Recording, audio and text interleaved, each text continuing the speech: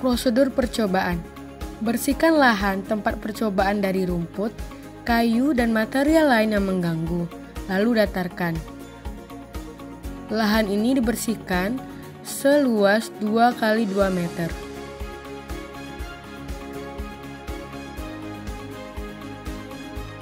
Setelah itu, tanamkan kedua angkur ke dalam tanah secara kuat dengan jarak kira-kira 1-1,5 meter.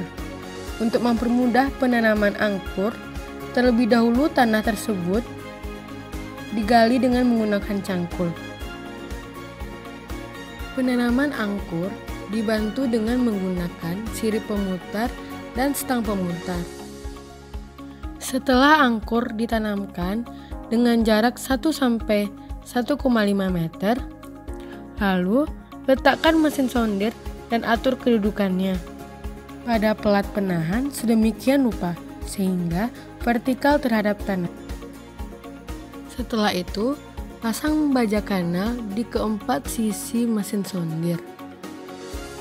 Baja kanal dipasang dengan tujuan untuk menstabilkan mesin sondir agar pada saat pengujian dimulai, mesin sondir dapat berdiri tegak dan tidak mengalami perubahan posisi. Setelah itu, kunci dengan menggunakan kunci statis.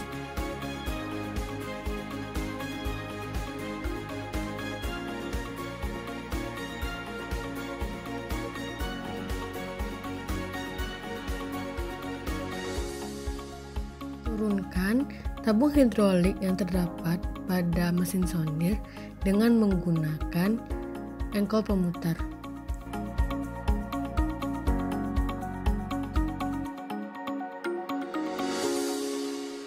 Sebelum mengisi oli size 10 ke dalam tabung hidrolik, pastikan tabung hidrolik dalam keadaan kosong.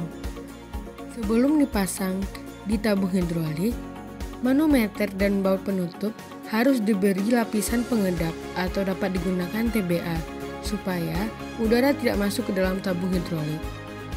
Isikan oli size 10 ke tabung minyak hidrolik pada mesin sondir sampai penuh sehingga bebas dari gelembung udara.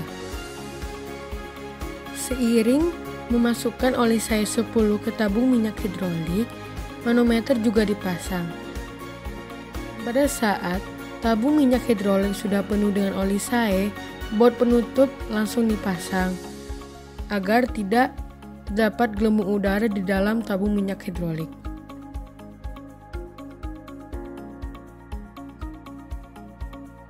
Setelah itu, bikonus dipasang pada ujung batang sondir, kemudian dihubungkan dengan mesin sondir.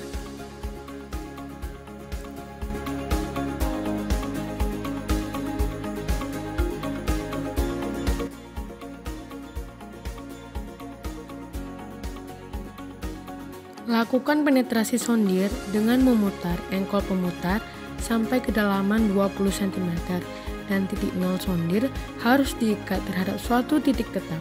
Oleh karena itu, pada batang sondir terlebih dahulu ditandai setiap 20 cm.